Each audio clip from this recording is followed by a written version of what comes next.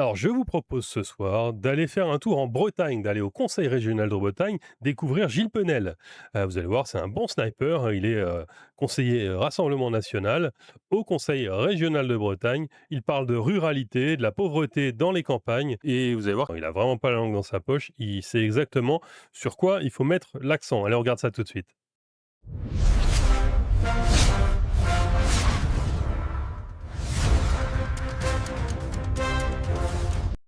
Mais évidemment, avant toute chose, n'oubliez pas le petit pouce sous cette vidéo ainsi que le boost. Si vous n'êtes pas abonné à la chaîne, eh ben c'est maintenant que ça se tient, hein. Vous avez le petit bouton s'abonner juste en dessous.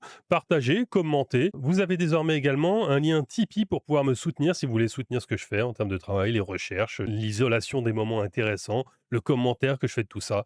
Ben, n'hésitez pas, chaque euro compte. Vous pouvez m'aider à hauteur d'1 euro, 2 euros, 10 euros, 10 000 euros, que sais-je. Non, non, mais en tout cas, vous pouvez. Le lien va se balader quelque part sur l'écran peut-être et en tout cas dans la description. Allez, on y va! Monsieur Penel pour le RN. Oui, merci, Monsieur le Président. On sait bien que l'action sociale n'est pas une compétence régionale. Et c'est bien sûr les départements et d'autres services de l'État. Mais vous aimez nous présenter ce compte-rendu du plan de refus de la misère et de la précarité. C'est toujours bon pour la communication de nous faire croire et faire croire aux Bretons que vous intervenez aussi dans ce domaine.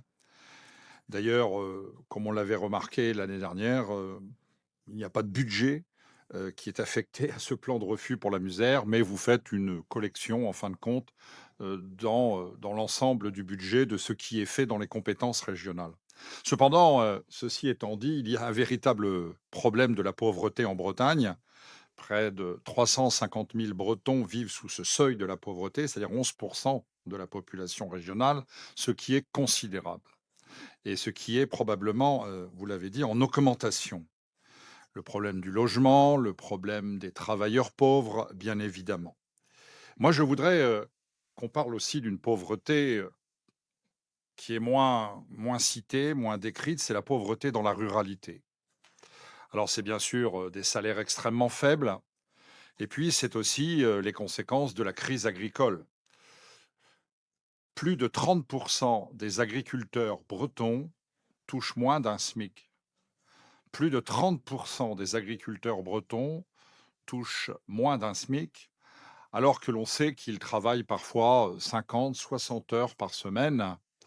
Et là, c'est une pauvreté qui ne dit pas son nom, puisque ce sont des gens qui travaillent et qui ne survivent, je dis bien survivent souvent que grâce au salaire de leurs conjoints qui, eux-mêmes payés au SMIC, font rentrer un petit peu d'argent dans le foyer.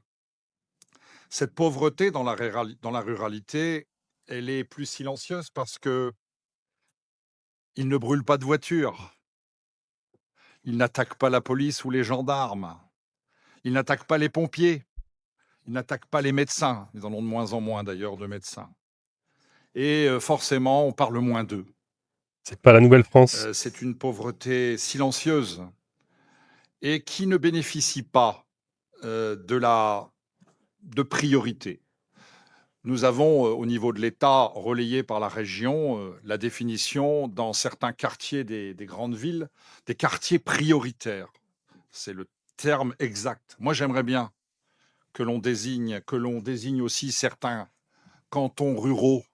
Je pense par exemple au canton d'Entrain en Ille-et-Vilaine, un des plus pauvres de Bretagne, qu'on les qualifie aussi peut-être à la fois dans le nom et aussi dans les actions de quartiers prioritaires. Parce qu'il y a là une vraie pauvreté. Alors c'est bien gentil de nous présenter tout ce que vous êtes censé faire pour refuser la misère, faire reculer la précarité, faire reculer la pauvreté. Mais dans vos compétences régionales, vous continuez à augmenter les tarifs des transports scolaires, qui touchent les plus pauvres, bien évidemment. Vous avez augmenté au plafond maximum les tarifs de la carte grise. Alors j'ai entendu plusieurs personnes parler de mobilité. Et oui, quand on est éloigné des centres de travail, des centres de services publics, des centres culturels, on est obligé effectivement d'utiliser la voiture. Et c'est ces gens-là que vous taxez en fin de compte. Et On l'a dit hier, dans votre majorité, quelqu'un l'a dit, c'était de vous, Monsieur le Président, je m'en rappelle plus tellement. Les voitures, de ces gens-là sont en général des voitures, très âgées, peut-être polluantes effectivement, qui ont d'ailleurs du mal à passer le contrôle technique, de plus en plus cher, lui aussi et ces gens-là ont besoin de leur voiture et donc vous mettez une carte grise, très élevée. Alors ils sont parfois obligés d'en changer quand même. Ils rachètent d'ailleurs une voiture très ancienne parce qu'ils n'ont pas les moyens d'acheter la fameuse voiture électrique vantée, par tout le monde, par la publicité et les politiques. Et puis, vous soutenez avec votre majorité les ZFE, une mesure de forte exclusion des familles modestes. Parce que j'entendais, madame, dans votre rapport que, heu, la mobilité, c'était obligatoire pour se rendre sur un lieu de travail. Mais quand on voit la concentration sur la métropole rennaise, par exemple, en Ille-et-Vilaine, du travail, il faut bien s'y rendre. On le voit bien d'ailleurs tous les matins et tous les soirs sur la rocade et sur les axes d'accès à Rennes. Mais ces gens-là qui ont des véhicules, effectivement, qui seront exclus de ces métropoles, comment vont-ils faire? On parle bien d'exclusion, puisque finalement, on va interdire l'accès des grandes villes pour ne pas polluer l'air des plus aisés. Et puis, la pauvreté, c'est pas seulement une question de revenus.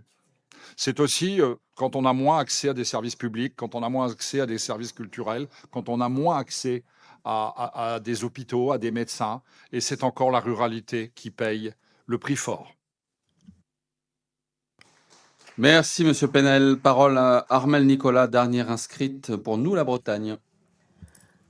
Monsieur le Président, chers collègues, Merci, Monsieur Penel. Parole à Bah là, je crois qu'on a trouvé un bon sniper hein, à la région de Bretagne. Il a dit ce qu'il fallait dire sur la pauvreté en ruralité. Il y en a marre qu'on mette toujours l'accent sur la Nouvelle-France, sur les gens des quartiers, hein, dont on sait qu'ils sont dans les cités et que sur le plan de la pauvreté, ils ont organisé suffisamment les choses pour non seulement gratter tout ce qu'il y a à gratter du côté État, mais également gratter tout ce qu'il y a à gratter côté travail au noir, côté illégalité, côté trafic en tout genre.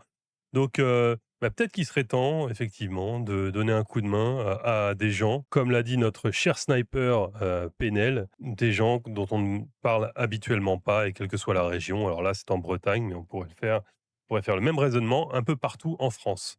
Voilà, si vous n'êtes pas abonné à la chaîne, eh ben abonnez-vous. Si vous n'avez pas encore mis votre plus joli petit pouce sous cette vidéo, eh bien c'est le moment. Si vous voulez m'aider, bah, désormais il y a un lien dans la description qui vous permet de le faire. 1 euro, 2 euros, 50, 2000, 3, 30 000.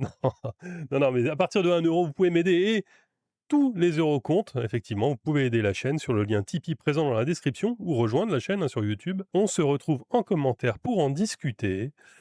Soyez heureux, faites des enfants. On se dit à la prochaine.